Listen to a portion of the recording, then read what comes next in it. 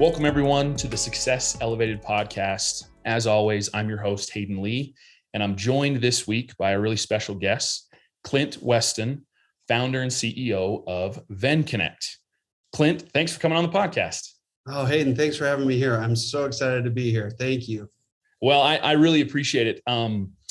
It's one of the cool things, I guess it's one of the benefits of social media that we were able to become connected. I've really tried to get better at LinkedIn. I'm still not very good at it. I think I'm about to hit 100 connections, so it's not anything crazy. But it's one of the really cool benefits about it is I get to meet people from all walks of life, kind of with my marketing career. But I get to meet people from all walks of life, different businesses, different industries. And that's how I became originally connected to Rob Pilecki, which was, his podcast was a couple of weeks ago, and now connected to you. And I'm excited to learn more about what you guys are doing at VenConnect. Yeah, thank you. Yeah, I've loved watching Rob's story. He posted on LinkedIn and Rob just has such a fantastic story. I've told him a couple of times, he's a little bit of my LinkedIn hero that I kind of watch the way that he does things. He's just fantastic at it. And he's building such a great company with Washi. And so, yeah, I agree that this ability to kind of pull individuals together that maybe wouldn't have otherwise met through LinkedIn and through social media is just one of those great benefits of that. So yeah, I'm just so excited to be here. Well, cool. I appreciate it. I guess to start, Clint, I want to kind of hear, most people that start small businesses, I don't think maybe initially that's not always the goal, but I guess for you, how did you get involved with starting a small business and being an entrepreneur? What was kind of the genesis of that and the genesis of your career? Yeah, I spent about 25 years in commercial banking. I started as a teller and then kind of worked over to the commercial side. And one of the things that I loved about being a banker was I would get to go into a business owner's, building or location. And I loved when they would walk me around and they would kind of very proudly talk about their story and talk about building their company and, show me the products that they're making and their employees and all that great thing. And just I was a little bit jealous. I thought, one day I want to build something. And being in banking, I kind of got that great opportunity to visit with so many business owners. And at the same time, I always had that kind of desire to be entrepreneurial. And so for me, it was always something in the back of my mind. And on the other side of the coin was my wonderful wife, who saw her father be an entrepreneur and was very stressed out about it. And it was a very, up and down kind of emotional roller coaster for their family as she was young and growing up and watched the stress of her mom and dad go through that. And so she always said, I'll never marry anybody that wants to be a business owner. And then that kind of got blown up once. Yeah. But yeah, she has been so supportive. But yeah, it's something that I've always wanted to do. And I'm really excited to be doing it now. Very cool. 25 years in commercial banking. That's a long time. I mean, our podcast last week was with Jeff Newgard, who's the CEO of Bank of Idaho. And he talked about some very similar things that you mentioned there, that some of his favorite parts about banking is the opportunity to meet and work with a lot of different small business owners and it's some, small way be a part of their story. Yeah, it really is. Banking in that way is so rewarding because you do get to go in, you get to help companies, you get to provide. And while it's not your money as a banker per se, you're providing loans and liquidity and cash flow to companies that they're using to hire more employees, build bigger buildings, invest in their business. So it is a very, very rewarding component of that. So yeah, I loved it. And I spent time at both community banks and larger, national banks. And my passion, my desire, and where I really got to spend the majority of my time was in community banks, working with small businesses. So yeah, I completely agree with that sentiment. It's really rewarding and being able to watch a business grow like that. Now, yeah, you mentioned that entrepreneurial spirit, I guess. Yeah. It kind of kept working inside of you to the point that, I mean, now you don't have necessarily a 9-to-5 job. Like you are the founder and CEO of a company that was, your idea initially. Yeah. And for you, it probably doesn't feel like, or I don't know, I don't want to put words in your mouth, but it probably doesn't feel like that crazy of a leap, maybe mindset wise. But for me, it's fascinating to hear and talk to people. And I've had, over a dozen people either sit next to me or talk to them through Zoom that have done this, that have started a small business and made this rather large leap to me, Yeah.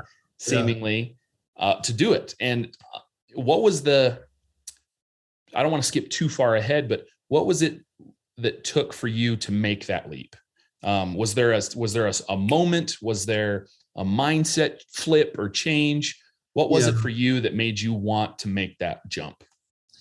I think it came down to a couple of things. One, yeah, that kind of desire continued to build over time, and I saw opportunities to kind of build other things, and I was very passionate about the banks that I worked for, and really wanted to help build something unique and special. But then there became a point where I said, I would like to build something unique and special myself that would benefit my family and benefit hopefully our employees and their families, and then more importantly the communities that we're working with. And so for me, that was kind of the opportunity. And then again, I mentioned it, but having such a supportive wife, and I've got 5 kids, and she was like, okay, you're leaving this career of 25 years and going to start this, and we've got 5 kids to provide for, don't forget that. But having her in my corner has been about the greatest thing in the whole wide world, because all the mentors and other individuals that I can go and talk to, she's the number one sounding board for me, and go to and kind of talk about something. And while her experience isn't in finance or in entrepreneurial ventures, really being able to go and have her support and talk to her through things is just priceless. And so, yeah, those kind of things coming together, and then wanting to build something, and I think hopefully build something that I can provide for others and my family, of course, were all those things that kind of came together. And then more particularly with VenConnect, I had started a commercial finance company. That was my first kind of company that I started in 2019. We work with the transportation industry, and that company is still going. But one of the things that was really evident to me when I started that company, and I knew this going into it, but it just became even more apparent as I got into the company, was that the industry in the area that I was focusing on was hyper competitive. And again, I knew that, but I wanted to build something. I have a marketing degree from SUU, and so I, kind of with what you mentioned earlier, I wanted to build something that would have a competitive differentiation, something that would cause us to stand out from others. And again, my other company is doing fine, and we're growing very organically, but it's difficult to create a competitive differentiation. And so about 2 years ago, I came across a commercial finance product called supply chain finance. And for me, when it was described to me what supply chain finance is, the light bulb just immediately went off, and I got it. It resonated with me, and I thought, this is such a fantastic opportunity to really make an impact on small businesses and get liquidity to them. And my passion for supply chain finance has only grown as we've seen, the pandemic and supply chain shortages and labor shortages. And now we're talking about inflation and increased borrowing costs. I just think, of course I'm completely biased, but I just think supply chain finance could be such a great tool that companies could use that would have an immediate impact in so many ways, in the economy, in small businesses, in doing or in offering liquidity. So yeah, those were kind of all the things that first started with my first commercial finance company, Shoreline Capital, and then building off of that into VenConnect now has just been something that's been very rewarding, and something that I think is really special. So, and then That's the last awesome. thing that I would say is that we noticed with supply chain finance that there are companies that are offering that tool, but they're only offering at the enterprise level. And so for us, again, my passion is small business. We recognize that market is just completely unserved. And so for us, it was exciting to come in and say, hey, we've got a free tool, got something that we can offer that would benefit companies. And it's right in that vein of where I love and where I'm passionate about with small businesses. So yeah, it's been fun. That's so cool. Well, I want to do something different, and I'm not gonna. I don't want to scare you, but I want to do something different than I've done in other interviews, because your startup with VenConnect is something that I'm not necessarily familiar with. So I've done some research, and what I'm going to do for our audience is try and explain what you guys are doing. Awesome. And then you can correct me where I'm wrong, because I'm sure I'm going to mess some stuff up. But I think this would be a funny exercise to kind of figure out if I know what I'm actually doing here. So VenConnect, the idea, at least from my research, the idea is that, let's say I own a small business and I have invoices coming in and out, right? I've got to pay people, and then, people are supposed to pay me, and I've got invoices due that people are supposed to pay me, but they're not due for another few weeks. But I get an invoice dropped on my table that I have to pay someone right now. And let's say it's, $10,000 or something. Right. I've got to pay them, today or within the end of the week. But I've also got to make payroll and pay my employees. VenConnect is a way for you guys to help those small businesses bridge that gap so that they can still make their payroll. They've got invoices coming in. They're profitable. They're making money. That they know they're going to get paid in a month from now on some certain invoices. Right.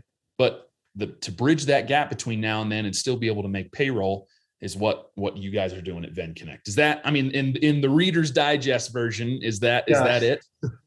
Yeah, you really touched on some key points that what we feel like there is this cash flow tug of war between a customer and their vendors and suppliers. Customers want to hang on to the cash as long as possible, and vendors or suppliers or subcontractors want to get it as quickly as possible. And so there is this tug of war, right? And so you touched on some important points that, one, as a small business, you're right, you're waiting to get paid from your customers, but then you also have your vendors and suppliers that you've got to pay. Yeah. And so a quick example that I like to use is, and we talked about construction earlier, but let's say there's a large home builder that has all of their subcontractors, and let's say a cabinet subcontractor sends in $100,000 invoice. Well, that subcontractor is going to wait 30 to 90 days to get paid on that. But in the meantime, they've got payroll, they've got to buy materials, they've got business expenses. And so VenConnect, we offer the platform for free to the construction company in this case. And then their vendors or subcontractors get to pick and choose based on their cash flow needs. It could be, hey, this week, I would like to get paid immediately on invoice 1, 7, and 15. And they get that cash immediately. Or they can say, hey, this week I'm doing just fine. I don't need to take any early payment discounts. Or they can say, hey, I've got payroll, I've got a bunch of expenses, I want to take all my invoices right now. And so our free platform gives that vendor or supplier the ability and freedom to pick and choose based on their cash flow needs that they have. The second thing that it offers is, for the customer, in this example, the construction company, it gives them the ability to offer immediate liquidity and on-demand payments to their vendors and suppliers, and they don't have to use any of their cash flow. We're advancing that payable on their behalf. And to that general contractor, the construction company, it's a $100,000 invoice, whether they pay it to their sub in 90 days or they pay it to VenConnect in 90 days, it's the same. And so we're saying to companies, hey, this is a free tool. We're not charging you to advance that payable on your behalf. So why not use this tool? And it's been fun because a lot of businesses have said, why wouldn't I offer this? This is really cool. And that's what we're thinking too. That's what you guys think too. Yeah, we even had one customer say, gosh, anybody that doesn't offer this to their vendors or suppliers would be an idiot. And we said, maybe that should be the new tagline, VenConnect, don't be an idiot. And then maybe that's not the best message. I know. That sounds like a good marketing sentence there, Yeah. No, it seems to me, again, I don't own a business, not an entrepreneur. Maybe someday I'd love to be one, but it seems like a no-brainer, right? Yeah. That you've got all of these moving pieces, and an industry that I work closely with is like the restoration industry, which has some works with construction. At times the restoration company will do all of the reconstruction after a flood or whatever. Yeah, like they're dealing with cash flow issues because they're waiting on insurance. They're waiting on the insurance invoices to clear, and then they've got to deal with adjusters and all sorts of different things going on. And a lot of times cash flow is a problem. Yeah. And I could see where an instance like this, where something like VenConnect could really be an asset and a tool that could help them take care of some of these issues. And it just, yeah, it makes total sense. You Yeah. mentioned that supply chain finance was something that you found and that it interests you. Was there an initial idea, or was there maybe an initial person that you talked to that were like, man, this is a problem that I have. I wish someone would go fix this for me. Was there ever a conversation like that you thought of that was like, hey, we could do this? Yeah, it wasn't necessarily a business or somebody that I was talking to somebody that offers, software in this vein, but their software, what we found was when I was doing my research into supply chain finance, that generally speaking, that there are kind of two types of players in this market. And this is just, again, generally speaking, but there are those that are doing it at the enterprise level. And so Talia out of Park City is a huge player in supply chain finance. Right. LSQ, a commercial finance company in the Midwest, there's C2FO. These companies are all offering supply chain finance. But again, you've got to be doing 250 million in annual revenue or more to implement a supply chain finance program with them. So that's kind of category one. Category two is there are a lot of SaaS companies that have developed the platform to facilitate supply chain finance, but they're selling it to banks or credit unions or other commercial finance companies. And they're saying, hey, here's a great tool that you can offer, but you need to use your cash, or you need to underwrite it, and you need to manage the risk. Whereas for me, I looked at it, I said, well, we could have our own platform. And, again, with my commercial banking background, I can underwrite it. We can get the capital. We can use our capital to advance. And so that's where I felt like we could plug in our solution in a great way that no one else is doing. And again, certainly at a target market that is just completely unserved right now. And so that was kind of the genesis for us as I was researching it, looking into other solutions. It was like, okay, we can use other softwares, but number one, it's not proprietary to us. And number two, we still have to underwrite, we still have to get the credit. And so it would be better if we owned our own solution. Right. So that was the genesis of kind of building out our own platform and proprietary solution. And then we want to do some really fun and exciting things with it in the future that again, making or having our own solution makes it just even more of a value proposition for others. So yeah, that was kind of the genesis of where we got to where we are today is just kind of learning about it, researching it, and saying, hey, I think there's an opportunity here, and then kind of moving forward with a vision of what we wanted to accomplish. So cool. I think you're right. I think that industry, well, yeah, those smaller business owners in the industry really have been underserved, like you said. And this is a way to really help them take care of some of that headache when it comes to, accounts receivable, accounts payable, and all of these invoices they've got to take care of. Is just really kind of helps them take care of some of that headache. This was, an original, it was an idea that you came across, that you found. When did you know, at what point did you know that it was time for you to bring on some people to help you?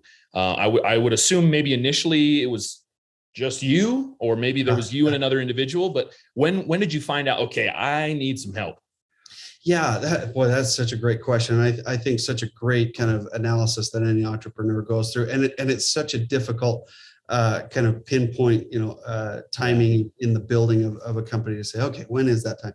So as you're right, for me, so I did the research, and then I kind of very banker-esque, lame, if a software developer heard the way that I went about it, they'd probably throw up. But I built on Excel, like, here's what I wanted to do, and here's how I wanted to look. Yeah. And very just lame. And I handed it over to a development company and said, hey, here's what I need it to do. And they were really excited about the project, and they built it for us. They took a very, very small piece of the company and they built it for us for no cash outs. So for about a year, I was working with them on building it and testing it and doing all of that. And then kind of at the same time, I was looking for an equity partner, because as you can imagine, this is going to be a capital intensive business where we're routinely advancing payables for companies.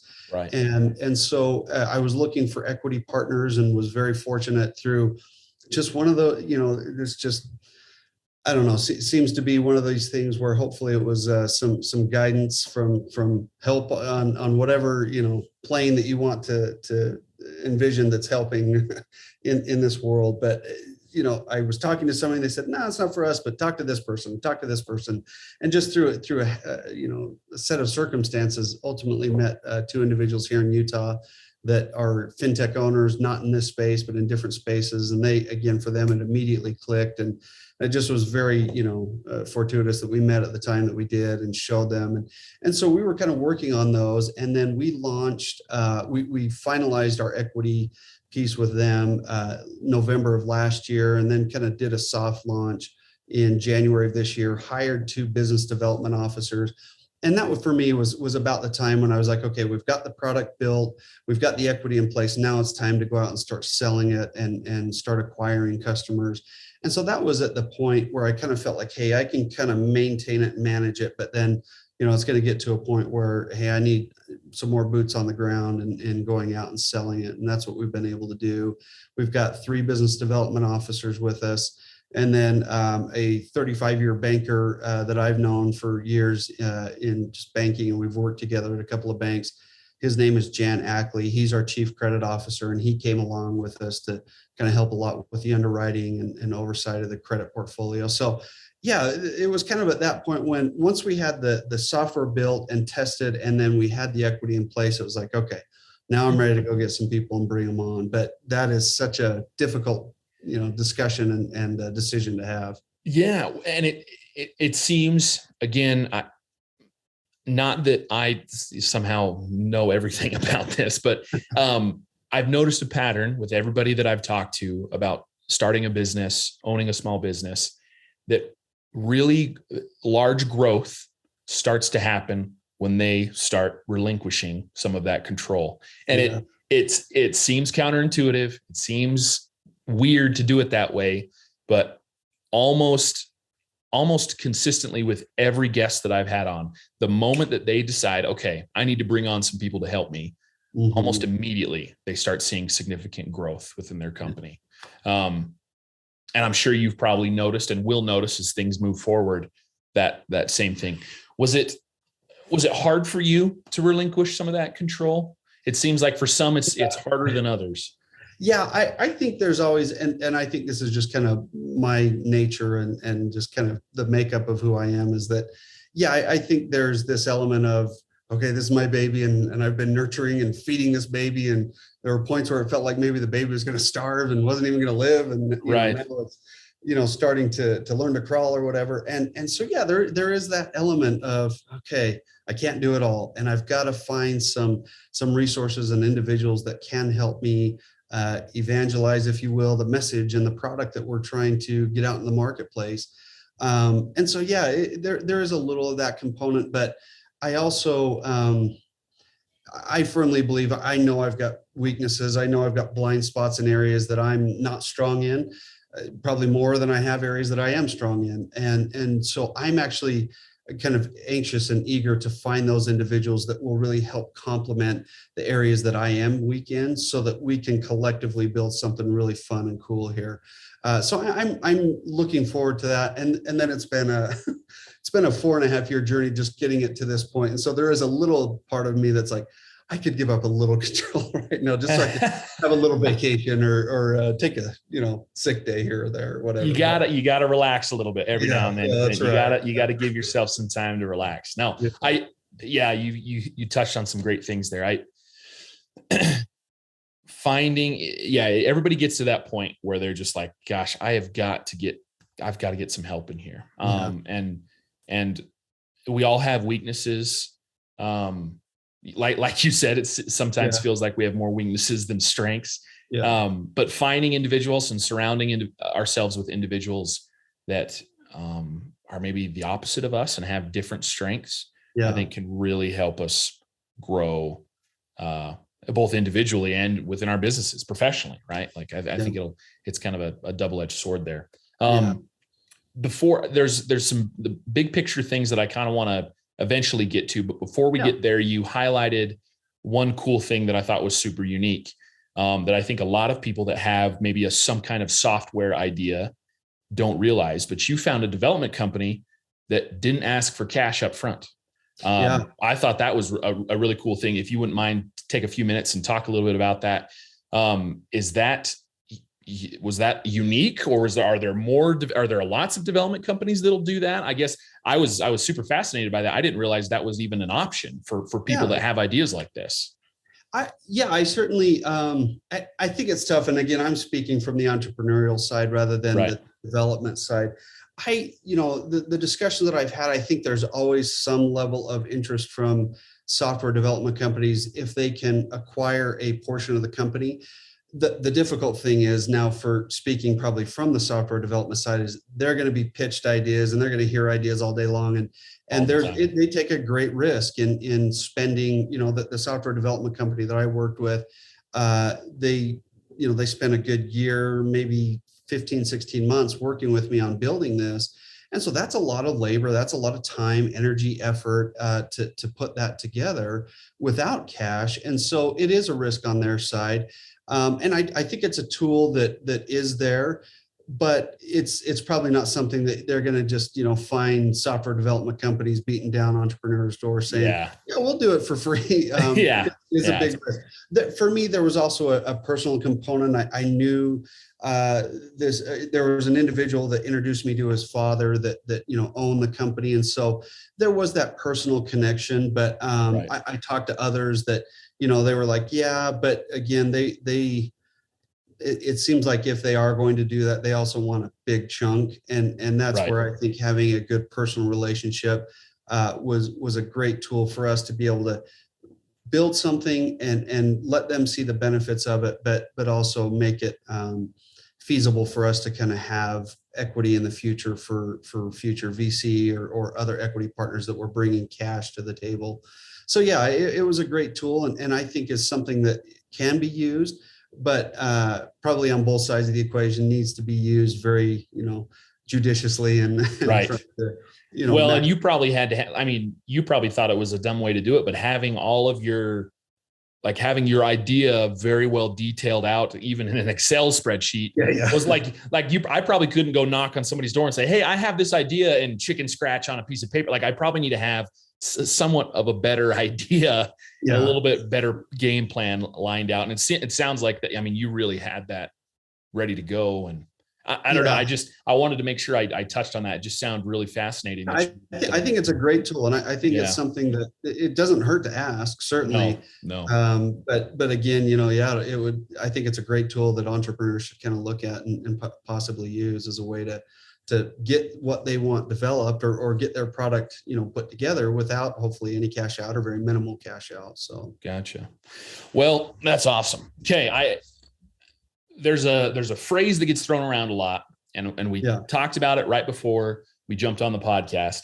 And maybe it's just talked about here in Idaho, Utah area, but I'm sure it's mentioned more than that. But people are calling the Wasatch Front, anywhere from Ogden to Provo, that whole area, they're calling it the Silicon Slopes. Why are there so many startups in Utah? And why do you think so many startups are so successful there? What have you, being in the industry, being a part of a startup or multiple startups, what have you noticed about maybe the culture there? Why is it that so many startups are happening? Yeah, I think, first of all, I just I love the name a little bit, because to me, and I of course, I was not even involved in the creation of the name or the organization, to me, it feels a little bit like a kind of a stick in the eye to maybe some of the other more well-established, the Silicon Valley, mentality. Right. So I've always loved it. I thought it was kind of unique. And for me, being in Ogden, we're, an hour and a half north of Provo and Utah County, the Lehigh, Park City, kind of Provo area, where Silicon Slopes is really the hub of that tech world. I feel even a little bit like the underdog of Northern Utah, totally. Ogden area. And so for me, I wear that as a badge of honor to say, hey, we're in Ogden. That's But I think Utah has this kind of just perfect combination of several things that make it a great place for startups.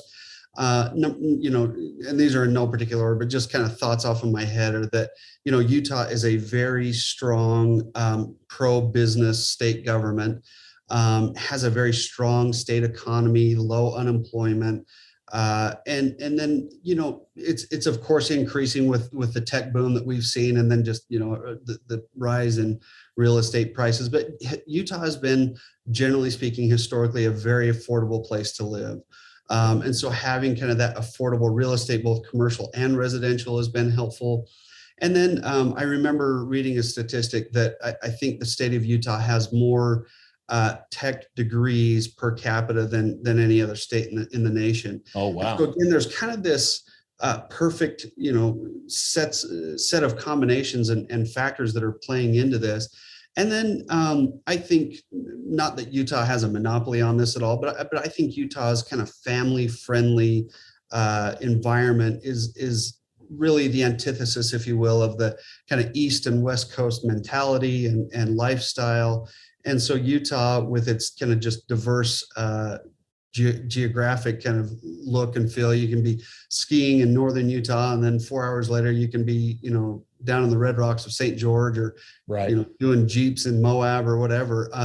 There's just such a great diversity in Utah from all aspects that I just think make it such a great place to be. And so, yeah, I'm so proud to be from Utah and love being here and being a part of kind of where things are exciting. So yeah, I think it's all of those things coming together that have made it. And then of course, companies early on, Novell and some of those other ones, just really at the onset before the 2000s that came in, and then kind of, grew some other companies in the Utah area, I think have all just kind of helped cement that idea. And Vivint and so many others that came in really helped solidify that Silicon Slopes mentality. And then it's just blossomed from there, and it's been really exciting to watch.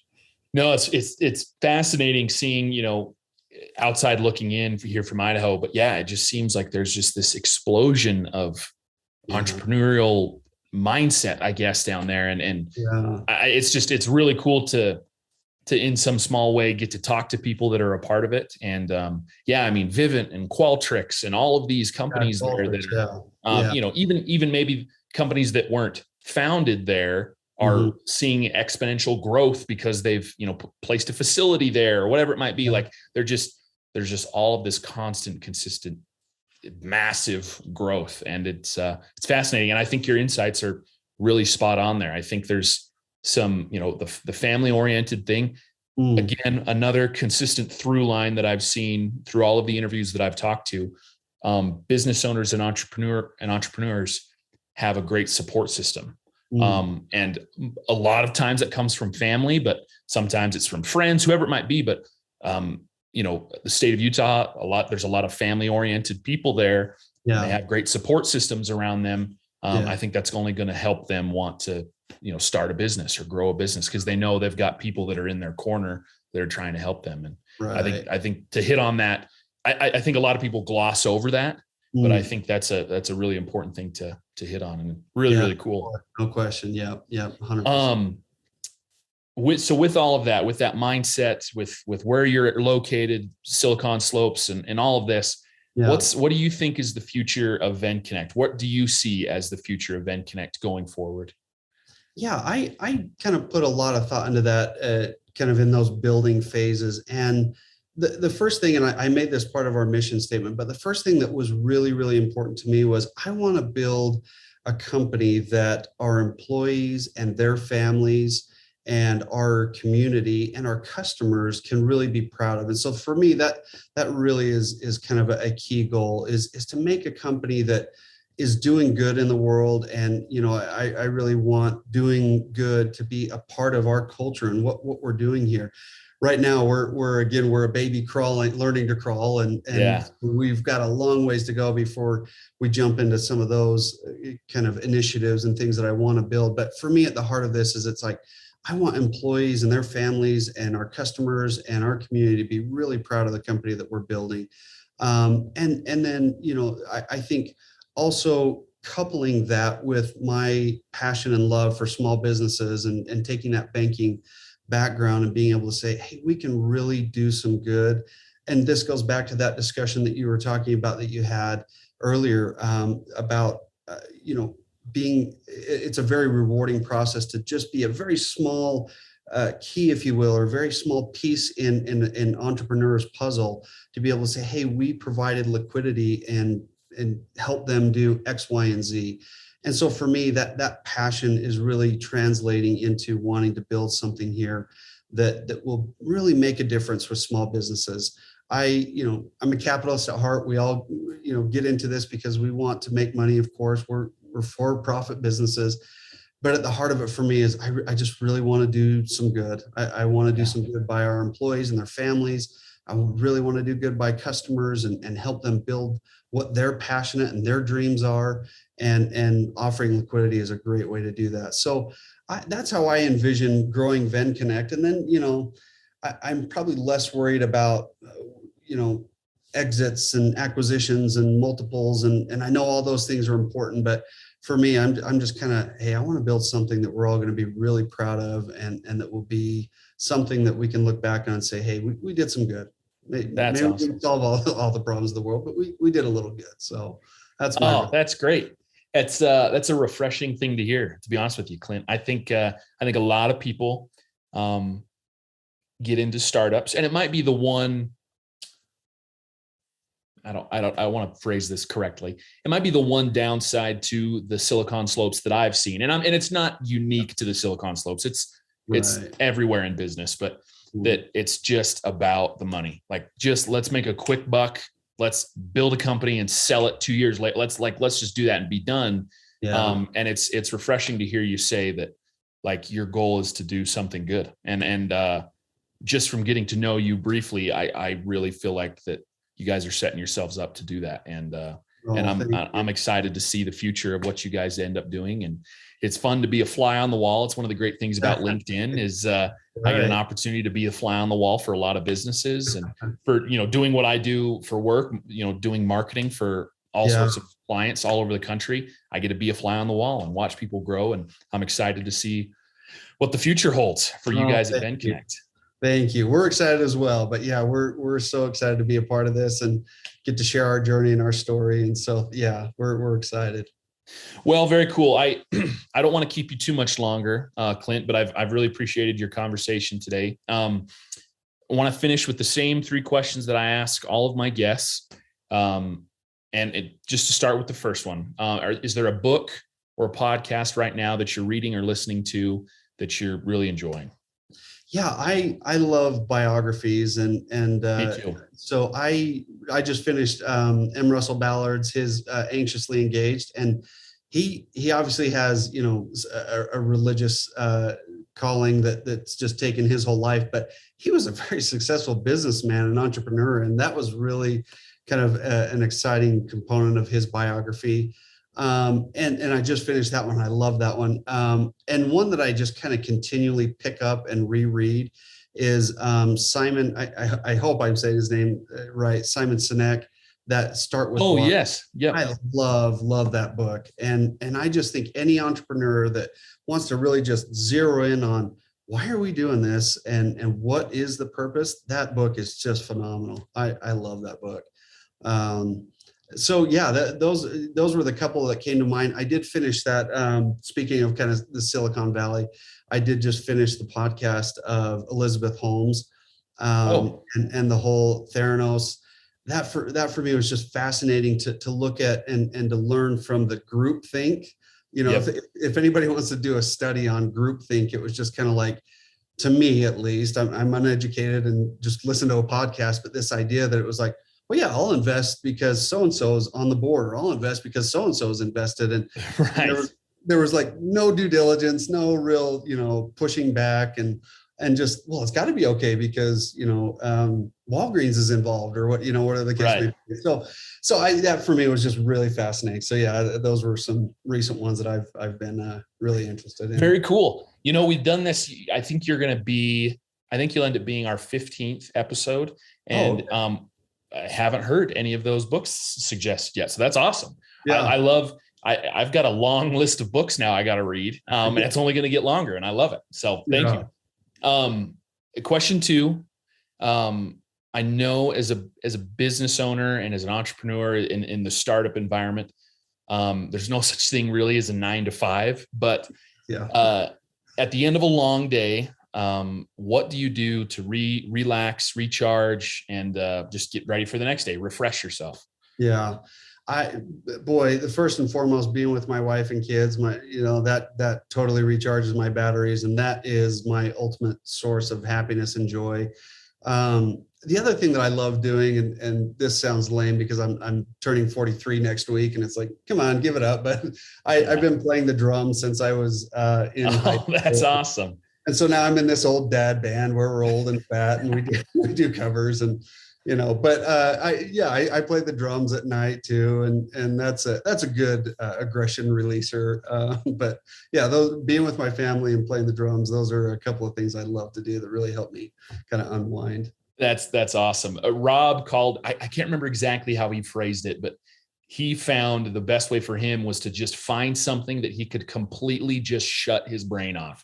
So for him, it's like he plays video games with his kids or whatever, right? Like he's found that like finding something almost mind-numbingly that you can just absolutely shut off is the best way to do it. I fish, and that's a great way for me to like just shut my mind off, focus on one little thing that I'm doing. It's a great way to do it. So I agree. Last question, question 3. If you could rewind to the beginning of it all, so maybe it's 2019 or whatever it might be, the beginning of this idea, this genesis for you, if you could rewind and tell yourself one thing, or maybe you want to go back even further. Maybe you want to rewind to the beginning of your commercial banking career.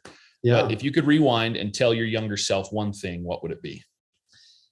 Boy, when I saw, these were the 3 questions that you asked, and this last one in particular, it really gave me a chance to reflect a little bit. And speaking of weaknesses, this will give you a window into another one of my major weaknesses.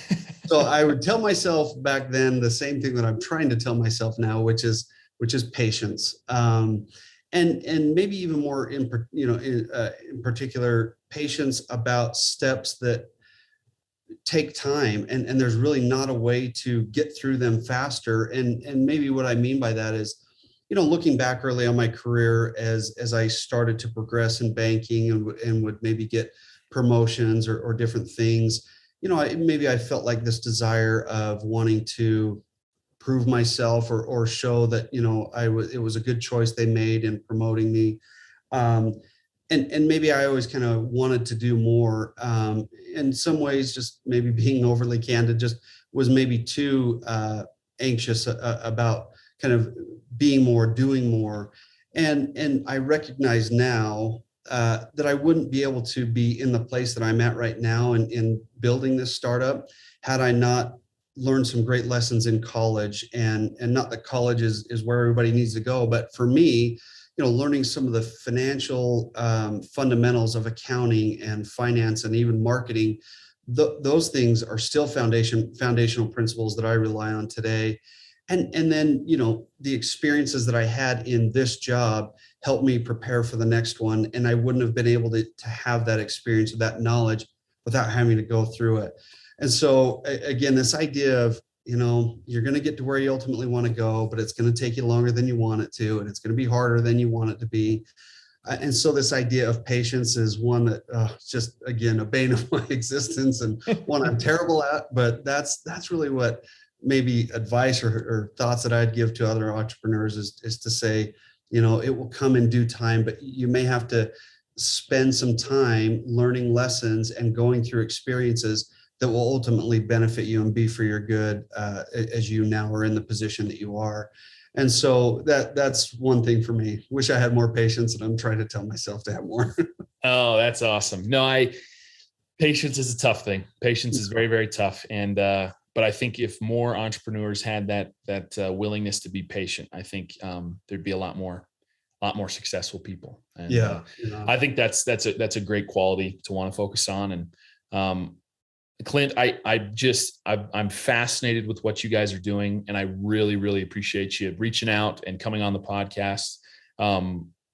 We talk about at the end of every episode that if people want to be on the podcast, reach out. and you're the first person to do it, which is awesome. I've had to kind of gather up all of the other guests. But I really appreciate you reaching out. Great ones. So that's the great thing. You're doing awesome. Well, I appreciate it. This has been fun for me. It's fun to hear your story, and I look forward to the future of VenConnect. Oh, Hayden, thank you. That just, again, means the world to us. We're small, we're a startup, we're growing. And so getting to do fun things like this is just really a dream come true for me, but getting to just spend some time and for your very kind words and your support. Thank you so very much. And really appreciate giving us a chance to do this. Awesome. Thanks, Clint. We'll talk to you later. Thank you. This has been Success Elevated, making you a little bit better one show at a time. Thanks for joining us. Subscribe on any major podcast platform or check out our website at successonpoint.com.